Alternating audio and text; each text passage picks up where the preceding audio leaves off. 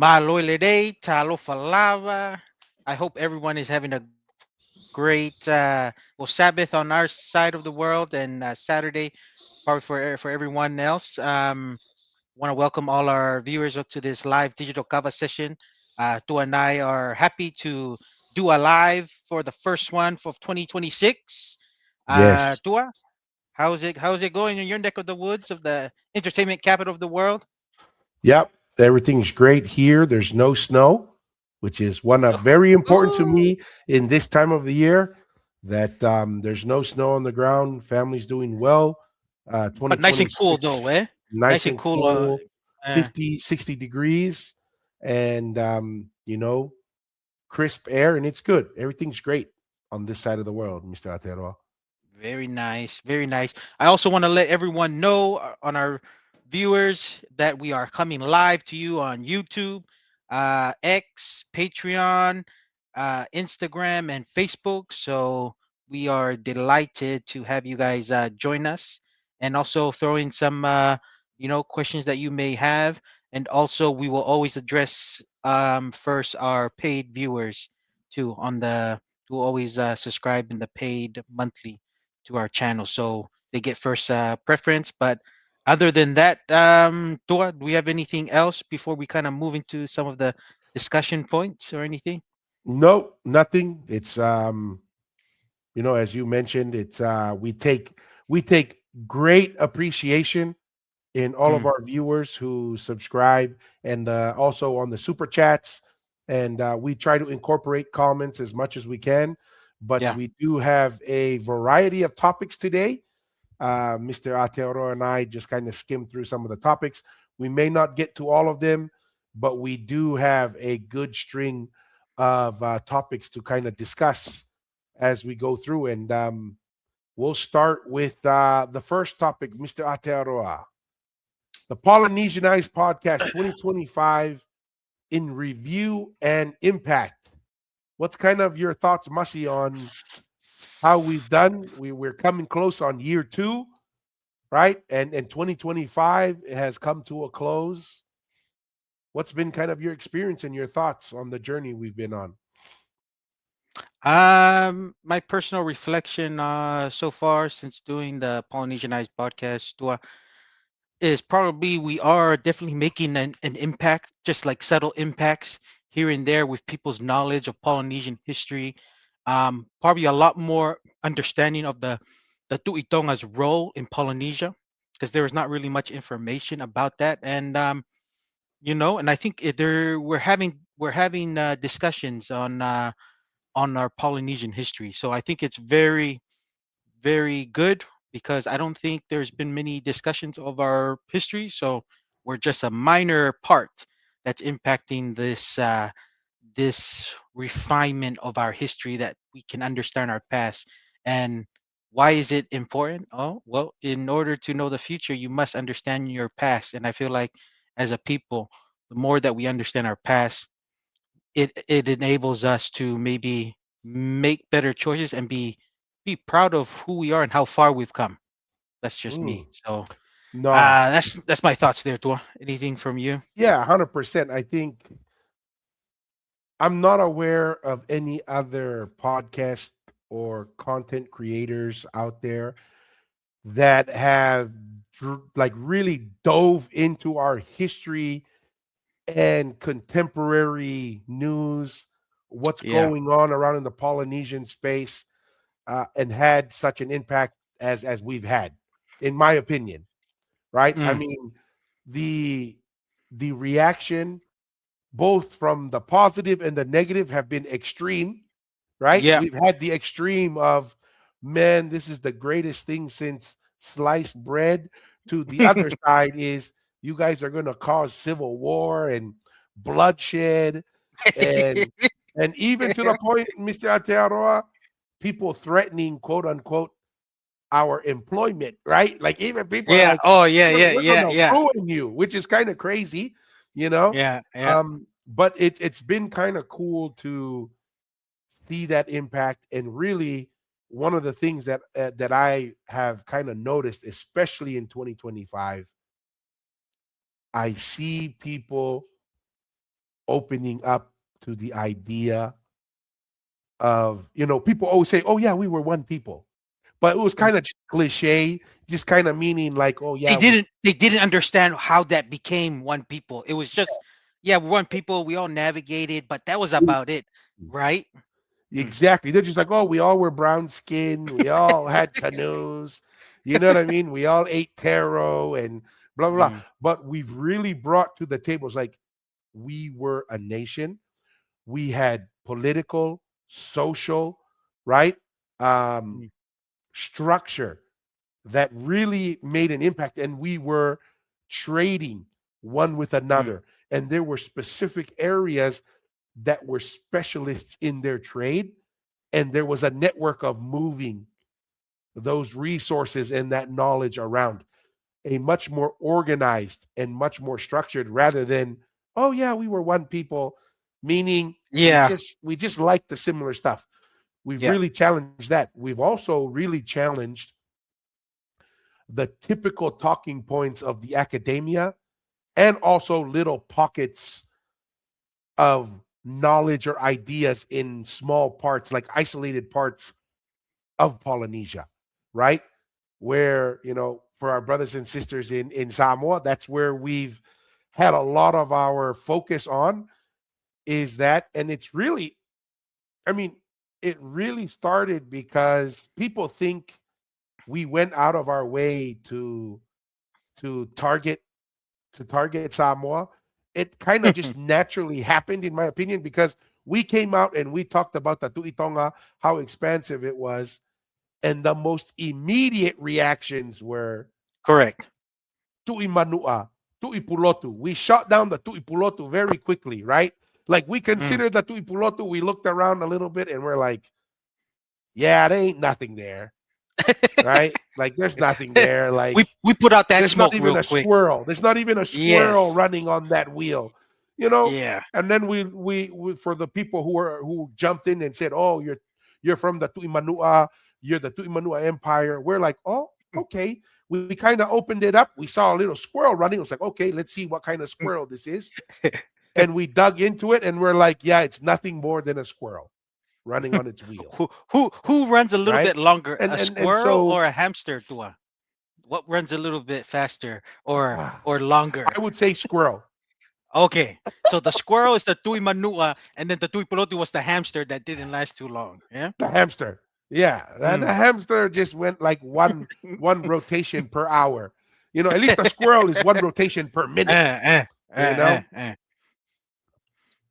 but eh. it's been. I mean, honestly, there's been some interesting influences that we've had. Yeah. One is, remember we reviewed that one AI podcast, Yes. and the tokatufa term. Mm. AI is picking up that content, and that content is primarily from Tevita Fale, the founder of the Polynesian Eyes. And Correct. so I think that is tremendous. We're making an impact. And one thing's for sure, Masi, this year we've had millions of views when you look across all of our social media, and tens of thousands and potentially hundreds of thousands of comments, which is one Mm. of our goals, is to have Mm. more people talking about this, because the more people talk, the bad ideas tend to die off, Mm. right? And Mm. so that's something that's really important, from my perspective. Nice. St Lavu Lavu says, "Kautama malo en awe. Good work, Tokos. The shift towards truth seeking and conversation has begun." Absolutely. What are your thoughts to that comment, Mr. Atero? No, great comment by Lau Lau. That's what this whole live digital kava session is for. Is just finding facts, truths, and having a conversation, and us refining that conversations to try to find truth. So, awesome. That's what the Talanoa is at the live digital kava session. So, yeah, good point. Another impact/review for 2025. We're now going close to year two, Mm, where people who've attacked us and our position on social media, we say, please come and join us. Let's sit down and have a conversation.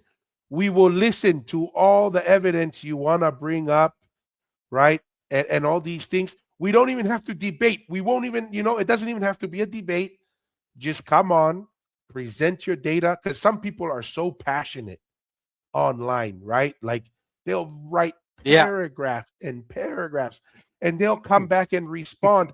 Mussy, we have certain people who respond negatively to us that have been doing so for 2 years and consistently. That And is we crazy. consistently saying, come join us.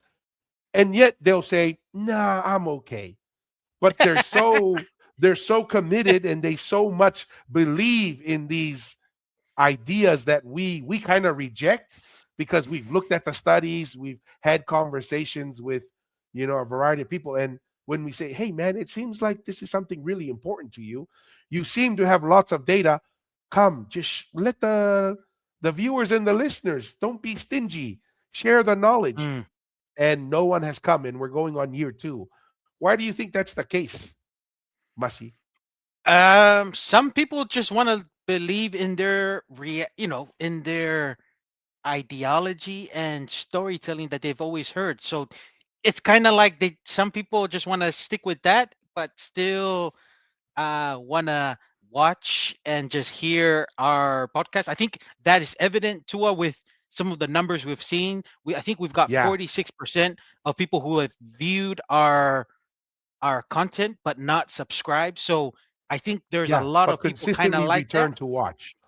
Yeah, consistently return to watch. So I think some people just have certain ideas when they've been hearing it from their father, their grandfather, or their grandmother, or whatever, and maybe they know it's not as strong to present it to everyone else, but I don't know, man. I don't know. It's doing this and presenting your ideas is maybe for us we like to do it. It's maybe too transparent for others to do it right in front, and instead of putting it yeah. into No, that's words. fair. I don't know. That's what I think. No, and honestly, if someone just said that, I usually, the feeling I get with some of these guys Mm. is, that guy who never gets into the field to play, or they don't know the feeling of what it's like to have a 300 plus pound monster run at you and you have to Mm. tackle them, or you have to run with the ball and someone's coming to try to take your head off, but they're sitting on the sideline, first ones to criticize. You know, first ones to say, "Oh, Yeah. you should have done it this way. You should have done it that way." And we're like, "Hey, come and show us. Come and show us." There's people telling us how to name our podcast with all these different names, trying to, they think they're going to hurt our feelings, and we're like, Yeah. "Hey, you know what would be a good idea?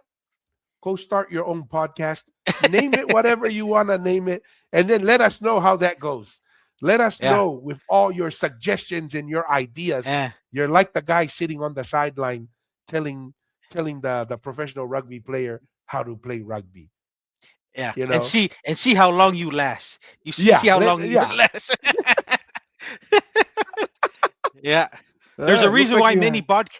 no, I was just gonna say too. I think we kind of went through the numbers, and it did say that most podcasts die within what? Don't even make it a year or something. Don't So, even make it a year. it's not 90%. as easy.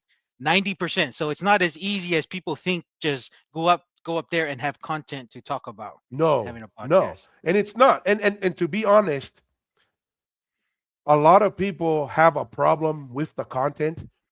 Yeah. We have almost the opposite problem, right, Masi? I think we still have maybe 20 episodes that we haven't Ye- even released correct. officially on the podcast, Yeah. right? And we're Hmm. slowly releasing those. That's why every week, it's been a few weeks since we had a live, but Hmm. almost every week we've released between 1 and 3 episodes, even though we haven't gone live, because we're maxing out on the storage on our platform of 50 hours of content. Yeah. Like, so that is the biggest hurdle. And like you said, Masi, when we look at the statistics on YouTube, Hmm. top 10%. Because like you said, 99% of these podcasts die. We look at the numbers that we've had interactions on Facebook, millions of views, tens of thousands of comments. We look at Spotify, Yeah. right?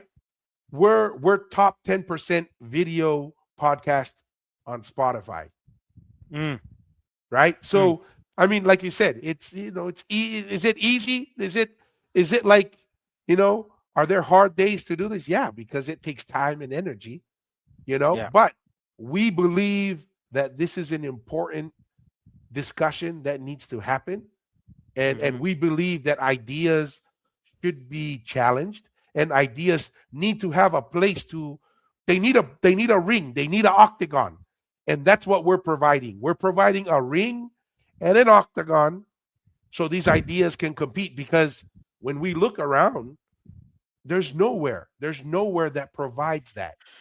Yeah. Yeah. No, and I think that's the thing that we keep on going.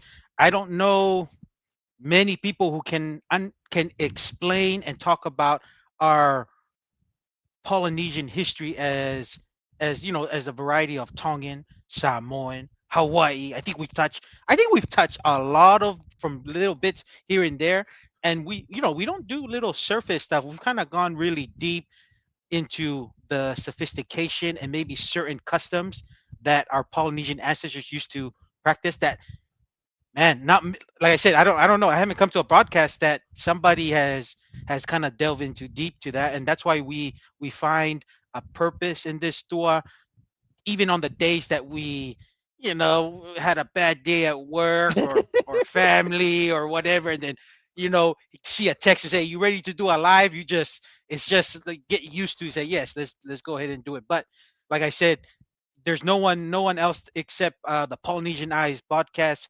that can give that to the people, this information, and it's just more of understanding our Polynesian civilization of the ancient times. So yeah. Yeah, no, 100%. Let's catch up on a couple of these comments real quick, Mr. Atero. I want to read this one. All right, this is from Moment. Was it Momentum Moment trading.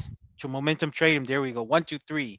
Lately, I've been thinking of the Tugufonua and how similar our people is to the ancient Israelites. We're literally born into a covenant as Tongan. Ooh, interesting. Tua, what's your thoughts on that? Yeah, like people make fun of us when we say, "Hey guys," when we look at how Tangaloa, Maui, and Loau came to Tonga Tapu, we Mm, say Hikuleo.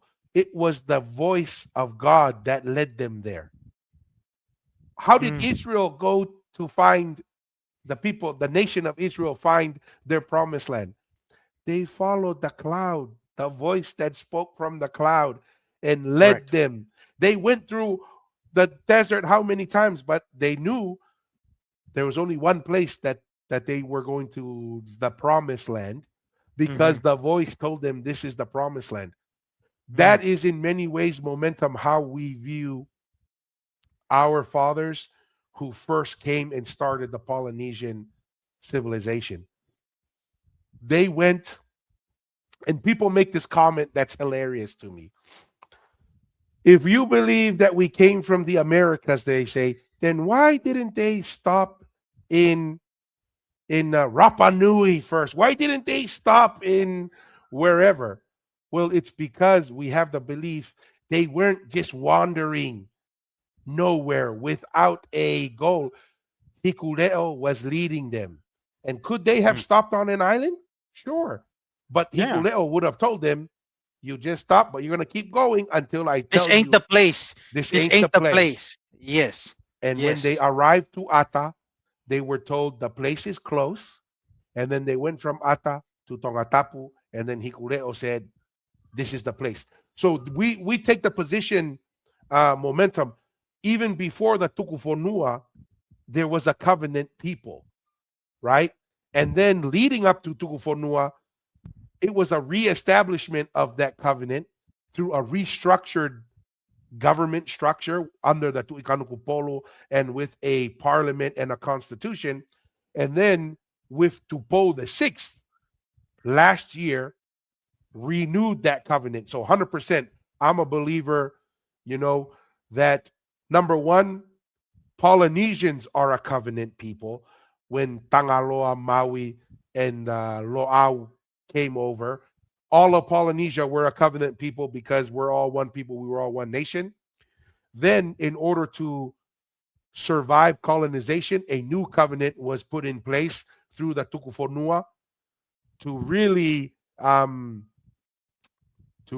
sanctify and to really isolate Tonga as here's a new government, a new covenant to help us survive colonization into the nation that we are in now. Any thoughts on that, Mr. Ateroa? Anything to add? Two, no, no, no. Two thoughts come to my head here.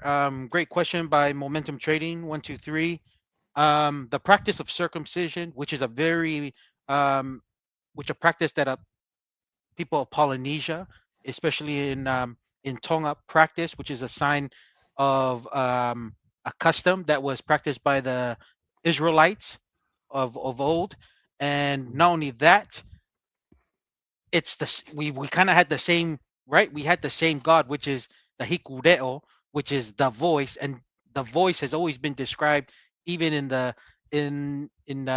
Israelites as, as being god on how he spoke and kind of engage with his people. So that those are really strong parallels to how we are as Polynesians, and that's why it was easy for us to convert to Christianity because it was the same. And just like the Israelites, they kind of there were many times they knew that the voice or God was there, but over time there were snippets of them kind of worshiping idols, worshiping ancestors, Mm-hmm. kind of the same thing with what Polynesians did, and we've kind of lost the meaning of hikureo. I think that's maybe another thing we can touch by on who who who in the world say that hikureo was a Female. female, and not only that, they said it was this figurine that they I guess collected from Ha'apai or something that, and they said that's hikureo that they were worshiping.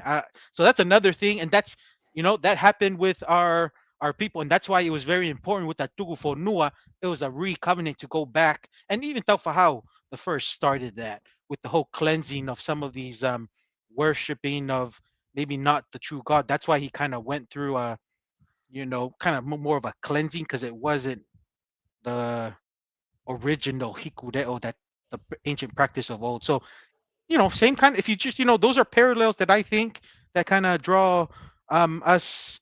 That's the some kind of the same history of kind of our journey with God kind of thing. Amongst Polynesians and the Israelites. Those are my thoughts. Yeah, and just something to add real quick. The comments are starting to pile up, so we won't get to every comment. But if you have a comment that is very near and dear to you and you want to bring it up and make sure we mention it, there's the super chats that you can bring up. And then also, if you're I paid a them. paid member of the channel on YouTube, we We'll make an definitely effort address to make sure those. to bring it up. So, just a couple more comments here that will highlight. Hi, Neat Malo. This is Malo Oh, Motama. Malo, hi, what's Neat. up, Heini? Good to see Malo. you there. And then here's another one. Masi, I'll read and get your reaction to it. He All right. says, this is from Mr. Wafu. He says, hey, brothers, I've been listening to many of your videos as I work on my graveyard shift. My dad passed away, knew many things from our Tongan grandfathers about them traveling all over the Pacific. In my questioning him as to why my great grandfather went to the Marquesas Islands, he said at the time to go and collect tribute. At the time, he said it was as if everyone knew that. I sure didn't. This totally matches up with what your dad, Tupo the Force historian, has said. Let me. Oh, I'll have to read because I have to read on the side thing here. Okay. Has said. Oh, and then that's it. That's the end of the comment there. Sorry. Okay. Okay.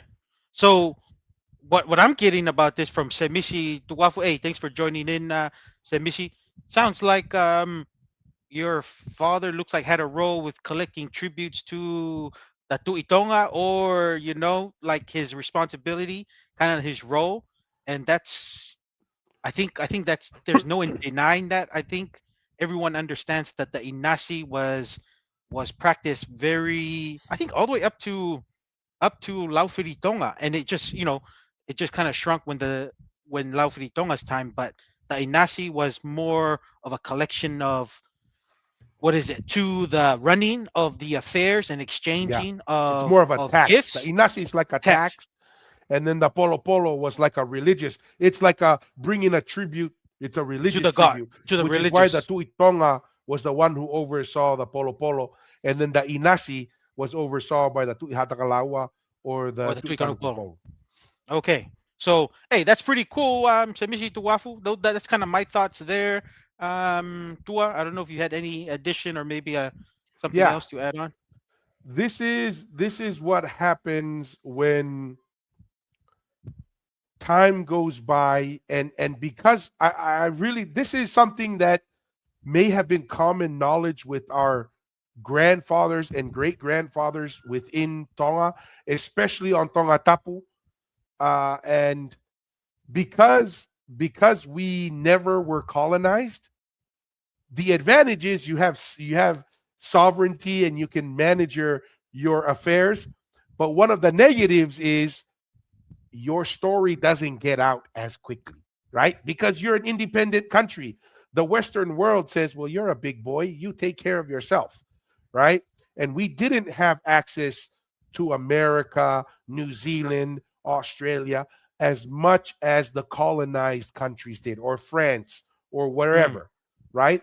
So that knowledge that our grandfathers, great grandfathers, and before, it was common knowledge to them, but that story, number one, didn't go out because of sovereignty. We were in many ways isolationists because we had to do that to survive, right? yeah. Not allowing others to own land in Tonga is an isolationist approach. Why? Keep foreigners out, and any foreigners who come in, you're disincentivized to stay and build wealth and influence because you couldn't own land. So that's one of the negatives of sovereignty, right? And Mm, maintaining independence.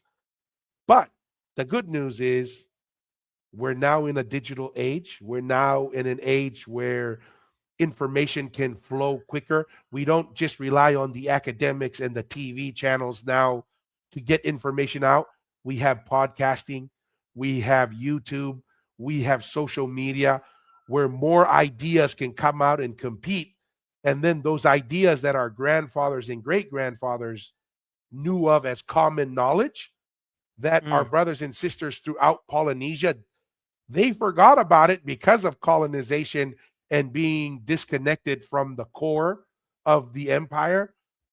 It's kind of our duty now as descendants of our great grandfathers and so forth who ran and who were heavily involved in the central government and governing of this empire to get this story out and bring our idea to the marketplace of ideas and have it compete against all the ideas out there. yeah. No, that's Anything else on that, Mr. Atearoa? Any closing no. thoughts on the overlying theme here for 2025?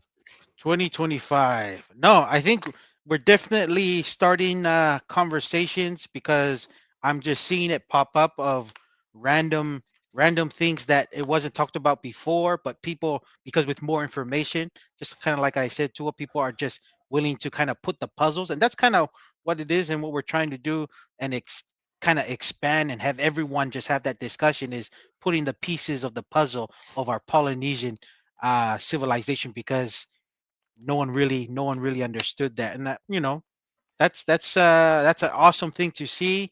And the good news is, this is we I think Tua and I still have a lot of passion to keep this going as long as we can, to kind of Yeah, further discuss, further um talk about the details, and talk about good and bad ideas, so that we can have a uh understanding of our Polynesian history, and that includes all the islands in eastern, western, all the way up to Hawaii, and all the way down to close to the Arctic of Aotearoa. So those are my Aotearoa. closing thoughts. Yep, 100%. And just for kind of the viewers and listeners, some of these topics that we're going to discuss today, We drew on them because I think on Facebook alone, we have just under 40,000 comments Yeah. spread throughout there. It's kind of crazy. I never would have thought. I mean, on one of our Facebook pages in the last 28 days, we've had just under 400,000 views. Can you believe that? It Jeez. blows my mind. It's kind of crazy to me. Mm. So we try to respond to some comments. It's impossible, and we don't have the time and energy. But we do skim through some of these comments, and we see certain patterns, right? So some of these topics are driven from patterns we see in the comments and in the themes, and this is one of them. One of the very common themes we hear is, "Oh man, Polynesian Ice podcast, you guys need to stop. You guys are just disrespectful, causing division. You guys are ripping us apart. You're not bringing us together." And I wanted to bring that topic up because if I went and tried to respond to every one of those comments, I think my fingers would fall off of my hand. It's just too many of I those. So I yeah, go I ahead, think you Masi. wouldn't. I think you wouldn't be going to work if you had to respond to every single comment. Man, maybe if I got a dollar for every comment I responded, man, I wouldn't even go to you, work. But because yeah, I don't you, get that, sorry yeah. guys. No, but I was gonna say, to I think we've done a pretty good job. Just kind of little, threads that people are having conversation. We'll just kind of include and just kind of add what our thoughts are. But I think, the that's what we want, just to have people have that conversation, whether they agree or disagree. And and I also want to share also with the viewers on the live digital Gava session, that it's what I forgot to add in our 2025, that the impacts. But it's starting to be easier to invite our guests because they've Mhm. kind of heard of our podcast. So that's an awesome sign of where we're going and the amount of reach. Because after being, well, almost a year and a half now, that it's very easy to it have guests to come on and to kind of expand their knowledge and just share their version of the Polynesian history. And that's a puzzle if people want to take, or it doesn't fit, but at the end of the day, they have their time to share. And it's not causing it's only causing division if people are just, maybe our people are not used to having proper Talanoa. Maybe it's just too much still savages still fighting outside. Everything is, if you have say something and they don't like it, they see it as division. But maybe they haven't had a proper Talanoa, just to kind of, just to have everyone share ideas. And maybe this is the small piece of the Polynesianized podcast, is to have critical understanding and critique, and not get into physical or giving physical threats online. But hey, it doesn't phase us. It's just, I just think of It's that as funny sometimes. I see that now, that it's like little kids in the primary school still mentality. That's how I see it. I don't know, because Yes. I've seen those threats that people say, hey, if I catch you in Salt Lake, or if I catch you in, it just makes me laugh, because I was like, Yeah. man, you remind me of when the little boys would fight on the side of the road when they're fighting over an ice block. Who had the bigger half when they split it? I don't know. It's still kids, but maybe our Polynesian people just need to have critical understanding and agree to disagree if their idea is not standing. But to me, I don't see it as division. It's just a Yeah. conversation, and this is where we stand until our until our idea has been broken into part and say it doesn't stand. Then we would admit it. But it is what it is, and that's why we keep going on it. And then if we get more information, it's either we kind of alternate and just add more information to what we've already presented. But I don't see it as division. But I don't know. That's my thoughts. 100%. Long answer there, Dua. Yeah. This is you know what makes me crack up, Masi? Eh? I guarantee you that Maduro in Venezuela was like, Donald Trump, You've arrested me. You're causing division. You're causing division in Venezuela. And I'm like, dude, your idea was weak. You were Mm. shutting down people, forcing people to do this, and that. And you're like, nah, nah, nah. You just had a bad idea, man. If you if you really were comfortable with your idea, you would engage and say, here are the reasons how and why. Like the history is behind that. And honestly, every time we've engaged in an idea to dig deeper, we see a trend, right? Mm. When we challenge the Tuitonga idea, we look at the archaeology, we look at the stuff, the Tuitonga gets older and older and older. Yeah. And then when we look at some of these other ideas of the Tuifiti or the Tuipulotu and then the Tuimanua, it gets younger and younger and younger. And Mm. we just that's just the reality. And we put it out there. We put it Yeah. out there on episodes and we tell people, don't take it from us because we get accused of you're not an expert. You don't know these things. We go read the expert's paper on scientific journals and they're like, Mm. "Oh, that's not what it means. You're not saying it right." We go and get the expert themselves on the podcast, like David Burley, who is a PhD, who's been doing archaeology for 30 years, who had geneticists do genetic studies and bring a guy with the uranium thorium dating and put all that data. And then all of a sudden is, why are you talking to that white guy about our history? You know? Now, who's Yeah. causing division? We're trying to bring data. We're trying to bring an opportunity to have conversation. We're not bringing division. We're trying to bring people together. You know, we've even been told, Masi, believe this. Maybe you've seen these comments. You guys are just racist. Racist. We're the same people. What? How? If I put down a Samoan, that's putting down myself because we're all Polynesian. We're all the same Mm. people. We Mm. have great great grandfathers and great great grandmothers that are Samoan. We have ancestors from Fiji. You know, we have all, and somehow, see, this is how when you get overly emotional with your position, Yeah. you just go to you're racist, you're a misogynist. All of a sudden, it's like, wait, oh yeah, wait. I think you're starting to sound like a woke person, maybe. I don't know. You're sounding more balangi. You're sounding more Yeah. balangi than you try to tell us we're being racist. Yeah. And honestly, I mean, one of the reasons why I wanted to bring this up is we see our message as we cannot be unified if we're not built on the truth. And we want the truth, right? And we don't just say we're one people for Mickey Mouse. Oh, we're one people because we're Mickey brown Mouse, yeah. skin and we all eat taro and we all like palusami and da da da da da.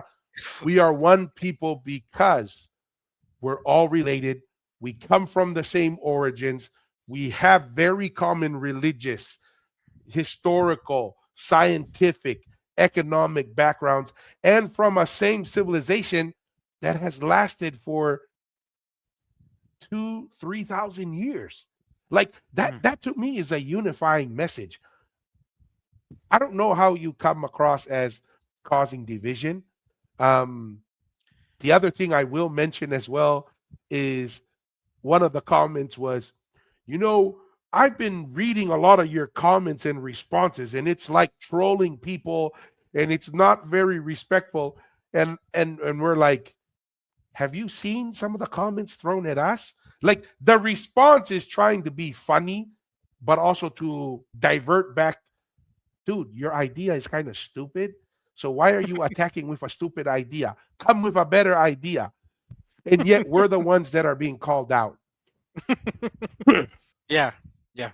No, and I was just gonna Oh, say, those are just, it's just quick, like what you said to we know when no one doesn't take give serious consideration on their comments. We don't. It's just we just do it real quick because like at the end of the day, we have jobs and other family roles that we're doing. Like, we can't sit Yes. there and if and I think we have responded to like good comments of people who are trying to understand, and then we give the same energy back and give the same energy of a thoughtful answer. But like what you said too, we can't be answering every single comment. Like certain threads, we'll just throw one and just let the whoever's jumping on that Run thread of with that it. conversation just kind of run with it. But yeah, Yeah. you know. My favorite threads to see, and we have a comment here I want to bring up. My favorite threads to see is when our other viewers carry the conversation for us, because that's what we want. We want people That's to awesome. engage, Yeah. have the conversation, throw data at each other, Yeah.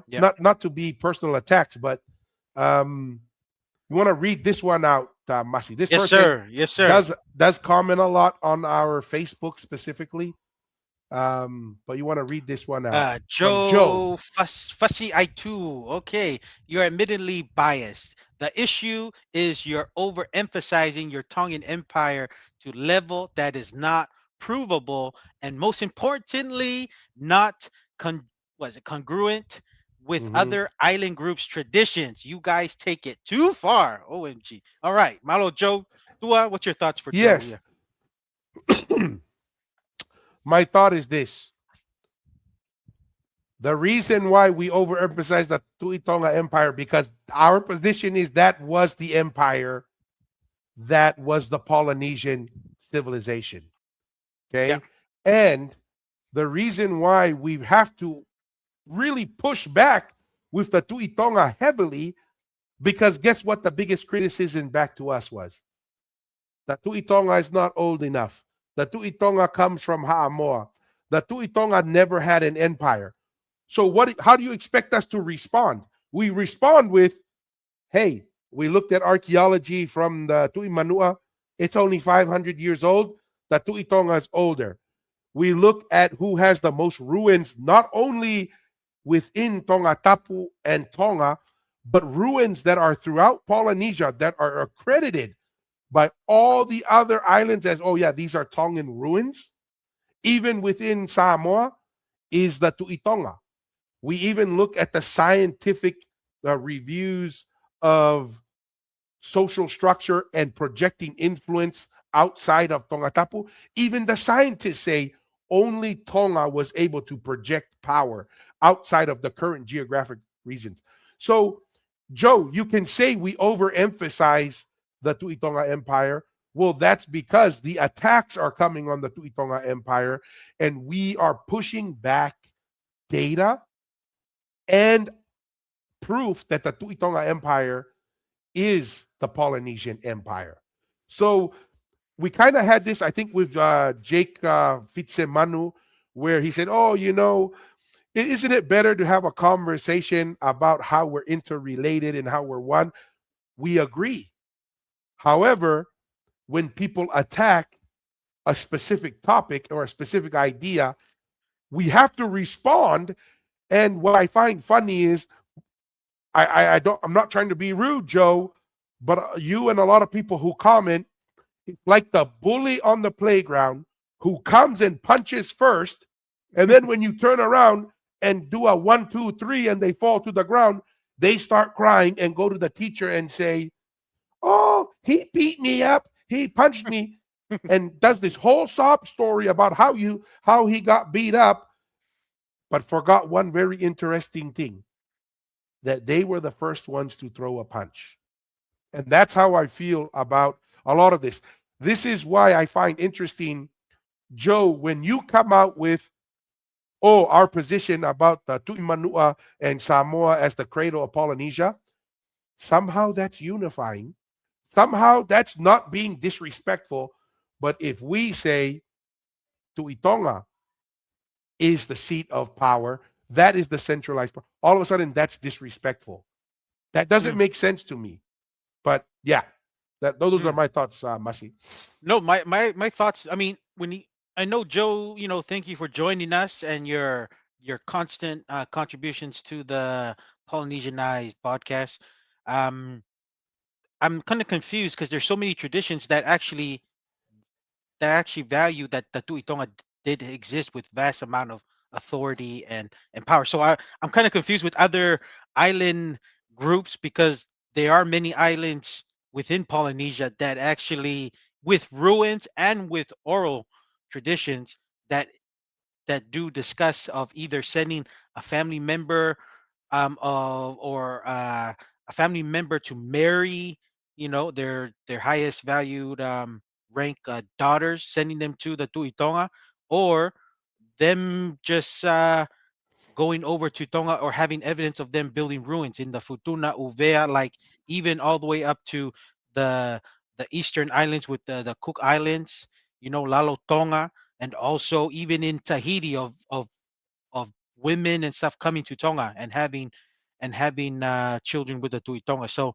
I guess and that's kind of why we are here in this live digital kava session. There's so many oral traditions that we need to figure out what is to believe, what is this doesn't make sense. This is just created in in the 2020s or something, who knows? But I'm just saying there's so many traditions out there that we need to like we need I think as Polynesian people we need to kind of self-reflect what is true and what is not, and maybe a self-critique on which oral tradition actually holds some value and some of them are just and then we touched on it. I don't know if we released the episode or not with I think we did with even the The land oral courts, history. Yeah, the land in courts, because Hamua. people just create oral stories because they know they won't get it a right to the that land, but creating the oral stories that their generations after themselves, that they can have some oral story to maybe fight for it and then have claim to it for some other reason. If that family kind of dies out or if they all move to overseas, they'll have claim. So Hmm. it's yeah, so those we got to figure out, with all these oral histories, and that's probably a problem with maybe Tonga coming so late, maybe that's part of not being colonized. We've kind of come late to kind of correct and kind of say this oral history doesn't make sense as Tahiti being the origin of Polynesia or the Yeah, Tuimanua being the origin or the Tuipulotu. And that's we've kind of left that to the academics, but we're in the 2020 now, and this is a platform that we can have uh, a in-depth conversation on try to understand and move out certain oral traditions or oral stories that really don't hold any value. It's just created just to for some reason a feel good. Maybe it's a feel good for that certain group of people, but that's just me. That's just me there. yeah, 100%. Malo Joe, appreciate the comment Malo, there. We don't want people to think we only bring the comments of people who are positive. agree. We'll bring Yeah, it up. But once again, if you want to add a question, feel free to add a super chat, and we'll definitely make sure to bring you up. The next one is this is another one, and this is something that I feel even a lot of all of Polynesia, all of academia, and even many in Tonga misunderstand this idea, Masi. And the comment that usually goes, Masi, is Tonga occupied Samoa for 400 years, or Tonga conquered Samoa and stayed there for 400 years. And even Tongans will say that, like, hey, man, we came and conquered you guys for 400 years. What's your thoughts on that? And what's kind of your take on whether that's the right way to look at it? Do you agree with that approach? And just kind of what your thoughts are on that? Uh, well, my thoughts on the Tongan occupation. That occupation, like Tongans are, and this is probably the mistake. They're saying that they went and had an actual war and took over Upolu, Savai, Yeah. Tutuila. Right? It was never the case. It was we're all the same people. It's just that when they went to Haamoa, they also have authority there because their mothers were from there, and that's within the same family. The authority there when you're very high rank and it's a hierarchy. Polynesians, our DNA has been very hierarchical. So when you have somebody with the highest title, you know, in Polynesia, you're gonna demand certain respects. You have a big following. You have an entourage. You get the best warriors. You probably get the best resources. You have the best I think that's, and another one was the advance of navigation. That's Yeah, the probably the big technology, thing. the knowledge. Yeah, Technology. You have the best of everything, so you're gonna bring a lot of respect wherever you're going. And then you're adding on your family relationships on your mother's side, wherever you go. So to me, that's how I see it. And that's why people kind of maybe our Tongans are misrepresenting or misinterpreting as they think that they went and took over. No, they didn't go and just take over. Maybe they're misinterpreting that because they had a big entourage and a big presence in Samoa, right? In Samoa, they think they took over. No, no, no. They had a big presence because of the status and the high rank and the entourage, that this is the highest title in all of Polynesia. Wherever they went, it felt like they kind of did whatever. And then you're adding on along with their connections within Upolu, Sabai, Tutuila, and yeah, even in Manua. So that's how I see it, right? It was more of just, it was a family relationship, and that's what's unique to the civilization and empire of Polynesia with the Tuitonga. Europe and stuff was, and Rome, especially the Empire of Rome, Egypt, they went take it by force. It was through military combat, taking over new territory, taking in new people and forcing them to assimilate. Samoa didn't really have to assimilate to anything. It was just a Polynesian culture. We were all one culture in that time, especially in those early times and ancient times. And our family relationships, that's what made the Tuitonga Empire, was the family relationships that it had all over throughout Polynesia. So that's how that's how I see it. I don't know if you had anything else, yeah. Juan. I really think it's. I don't agree with the idea of Tonga came with a military, right? And we came and we just slaughtered Samoans and Mm, established a military state and slaves and stuff. That's not how I believe it happened. How it happened was like the Polynesian Empire from Tangaloa, Maui, and the Loau.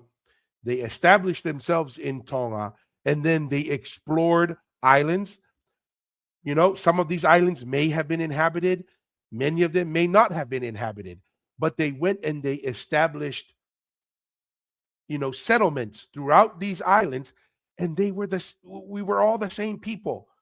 It's how that would be the equivalent of the Tupo family today saying, "Oh, we um we went and invaded Homa."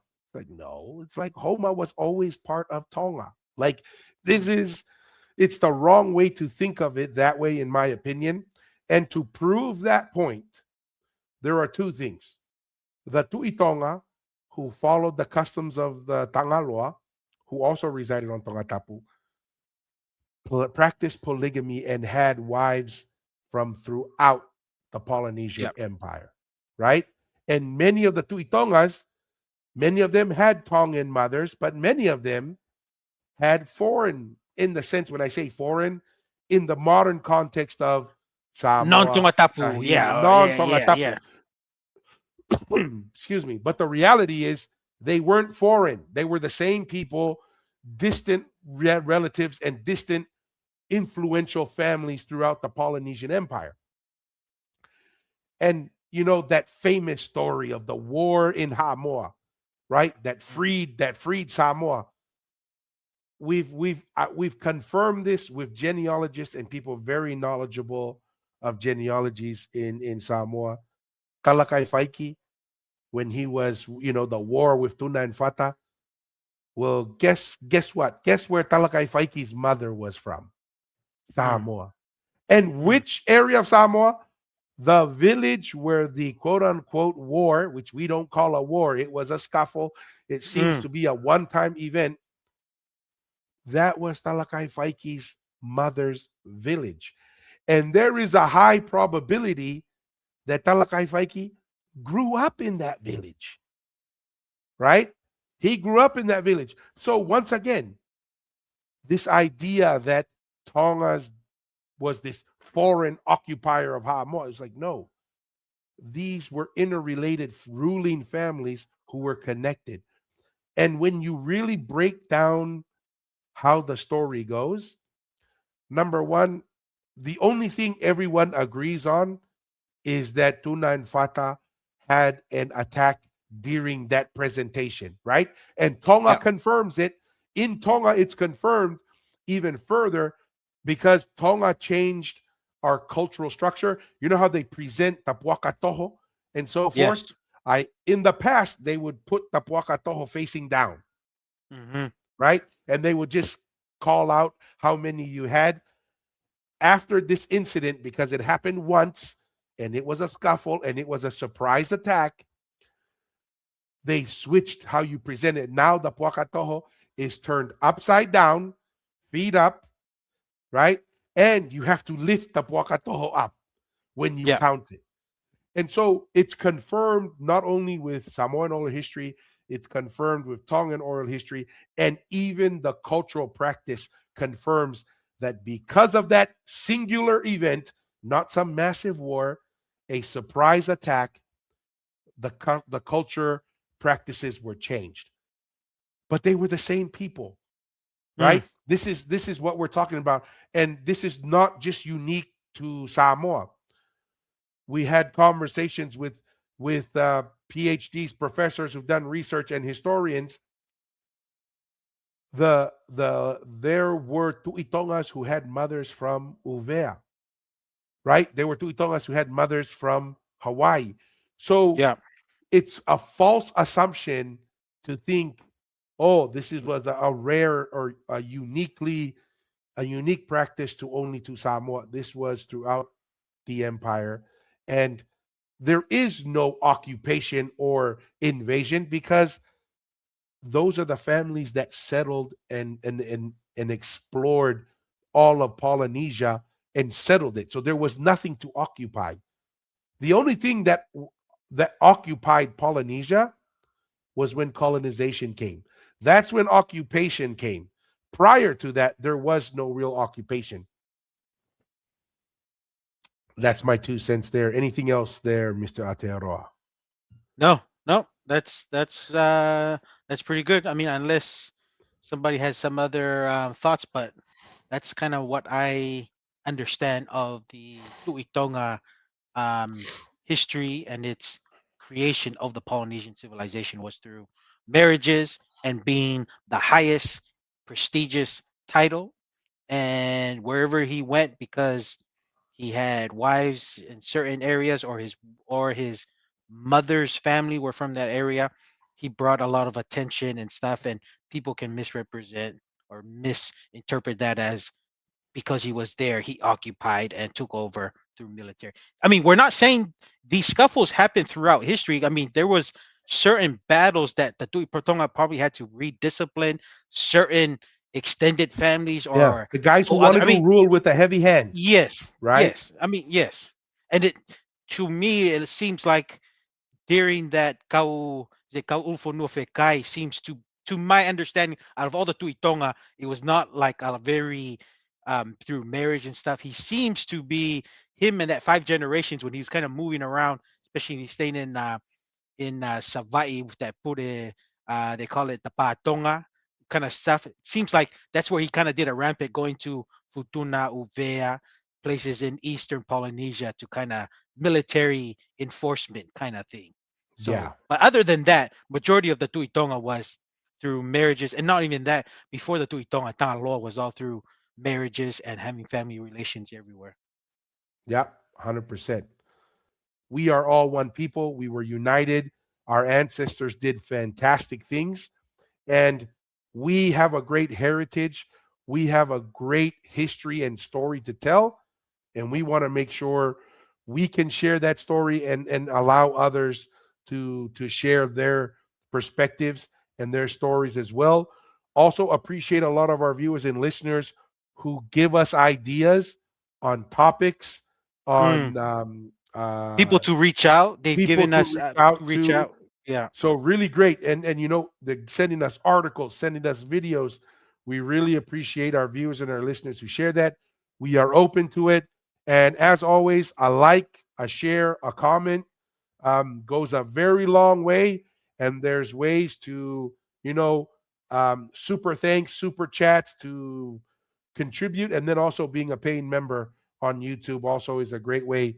We are in the double digits now, Masi.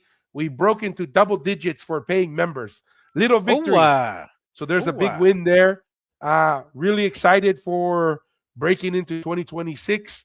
And like we always share with every episode that we do, apart from saying thank you, is be bold, right?